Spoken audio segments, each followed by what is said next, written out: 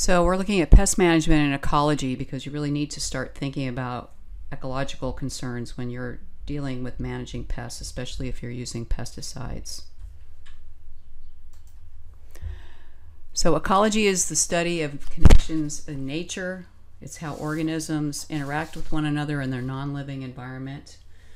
And breaking this down, are individuals or any individual that's a living thing or organism. Population is a group of individuals of a given species that live in a specific geographic area at any given time. A community is all the populations in a specific area at a given time, includes populations of organisms of different species. An ecosystem is a community of living or biotic organisms in conjunction with non-living or abiotic components in their environment. They interact as a system. They're linked together through nutrient cycles and energy. And then the biosphere is the sum of all ecosystems established on planet Earth, and these are living. So here's a picture of our abiotic and biotic components of the ecosystem. We've got oxygen, we've got carbon dioxide, we've got precipitation, mineral nutrients, etc. That's the abiotic portion of the ecosystem, and our animals, our plants, our organisms, those are all part of the biotic components.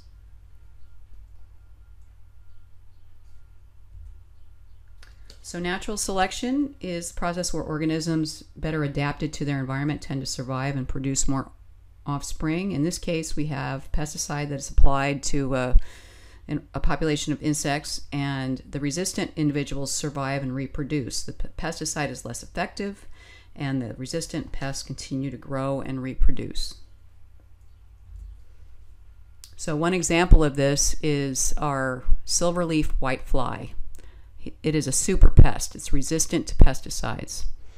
Now this is more of a greenhouse pest, but it's really important if you're trying to reproduce things like cole crops, poinsettia, eggplant, etc. It's actually hundreds of plants this affects, and it can spread diseases such as tomato yellow leaf curl virus in tomatoes, but that's just one of many diseases that it can spread.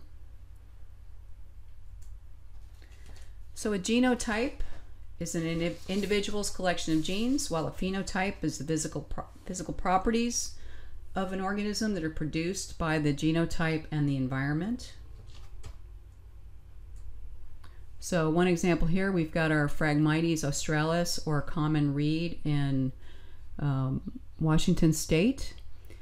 And it's a Class B noxious weed, which means in some communities, some counties, it needs to be managed as an A weed, which is eradication, because it hasn't gotten such a foothold. That's not the case in our counties. It's very prominent in our counties.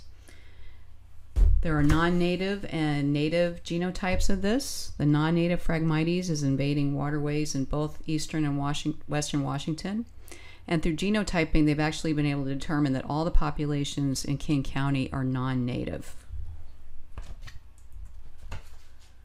Okay, so phenotypes, they display different phenotypes according to conditions. In this case, we've got annual sow thistle.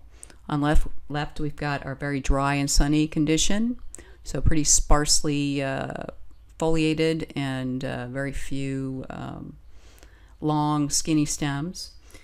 And in the center, this is shady and well watered, and then on the right, that's your typical annual sow thistle in a backyard.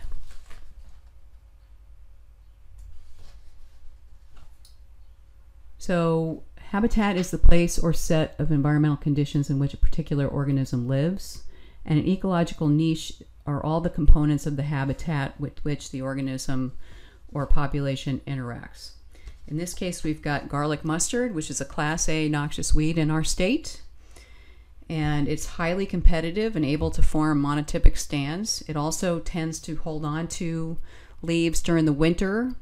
And so it's able to still continue to photosynthesize, so it can shade out other things. It produces root exudates and it inhibit the growth of important soil fungi and leaf chemicals that kill native butterfly larvae that feed on the plant. It's a Class A noxious weed, as I mentioned, in the state. Okay, here we have yellow nutsedge, which is a Class B noxious weed in Washington state. Highly adaptable to irrigated agricultural areas. It is believed to be allelopathic, which produces chemicals to prevent other plants from growing. They occupy sunny areas and waterlogged soil, and they can indicate low areas, overwatering, and a break in irrigation. And this is what I'm talking about when you have a Class B noxious weed. There are certain counties that have very high populations, and they are going to have a really challenging time managing it. But when you've got a smaller population like we have in King, Pierce, Thurston County, it is manageable. So it's treated like an A weed. It's supposed to be eradicated when it's found. So population density is a group of individuals of a given species that live in a specific geographic area at a given time. And here we have aphids living on roses, not an uncommon sight in our gardens in the spring and summer. Population density is the measure of the number of organisms that make up a population in a defined area. But no population can increase its size indefinitely. They're competing for light, water, and nutrients, and there's only so much of that to go around. And competitors and or predators are going to be plentiful in these areas. So limiting factors, this is density-dependent factors, include competition for resources, predation, parasitism, and disease.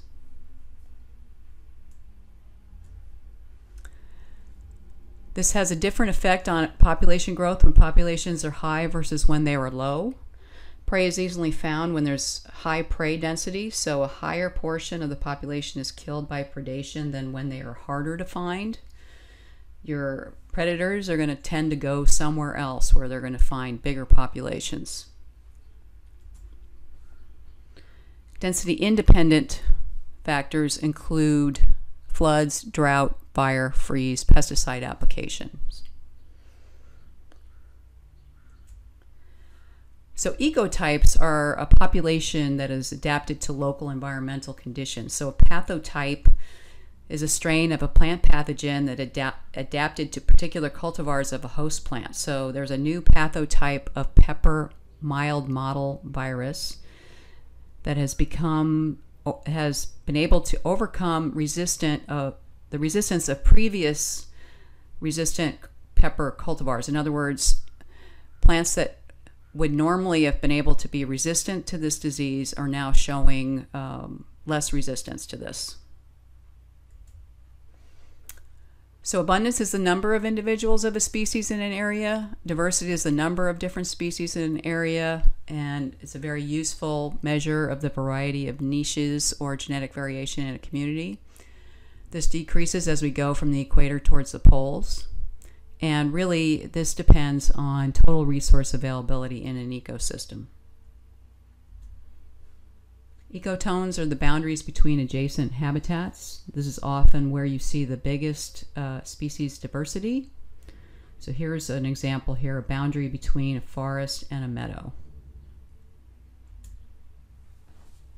Edge effects are the environmental and biotic conditions at an edge of a habitat, temperature, moisture, predator species, etc.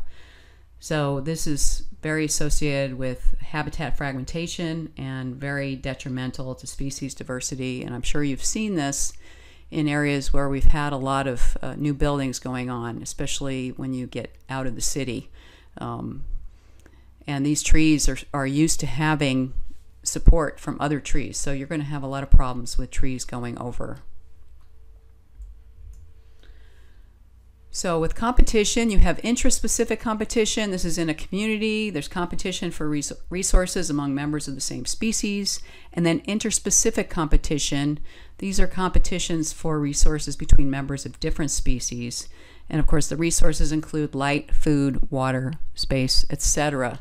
And this is where our invasive species have the advantage.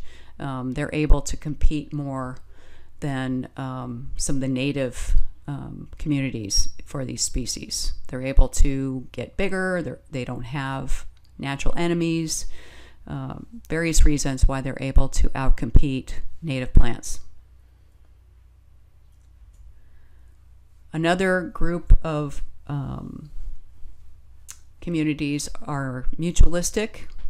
So both members of the partnership benefit. In this case, we're talking about mycorrhizal fungi. Mycorrhizal fungi, this is a generalization, but in general, they are able to get carbon from trees, and in return, often will be able to access nutrients that the plants may not be able to access otherwise. There also may be some disease protection associated with this.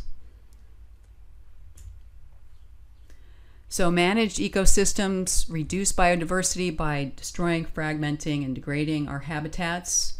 It reduces biodiversity by simplifying natural communities. This is where we have monocultures, where there's only one species that dominates, and then an opportunistic species and pathogen threaten these single species. So pest ecology, I'm going to look at it here as far as the disease triangle. So in order to have disease occur, you need these three things, and there could be a fourth thing, which would be time, but you need to have the pathogen there, you need to have a susceptible host plant, and you need to have a favorable environment. And we'll talk a little more about this, but basically you want to assume that the pathogen is there. You want to make sure you're planting plants that are either resistant to disease or planted in such a way that they're as healthy as they can be. And you want to provide the right environment for the plant, not for the pathogen. So usually this means watering correctly or putting it in the right place. Okay, so your book talks about our selected species. These have high growth rates. They have a high reproductive rate. I'll talk about what these look like. They populate less dense ecological niches. They're generalists. K-selected species have a low reproductive rate, high survivability, long life. They mature later, and they have a very special niche that they fill. So R-selected species tend to be opportunists. K-selected species tend to be competitors. So saguaro is considered a K-selected species. It doesn't even flower until it's 35 years of age.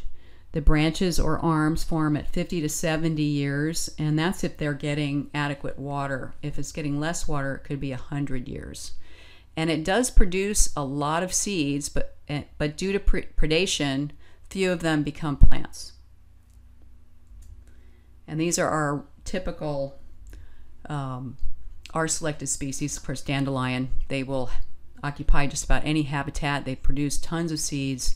Aphids, spider mites, they reproduce a lot of young and are able to take over quite quickly.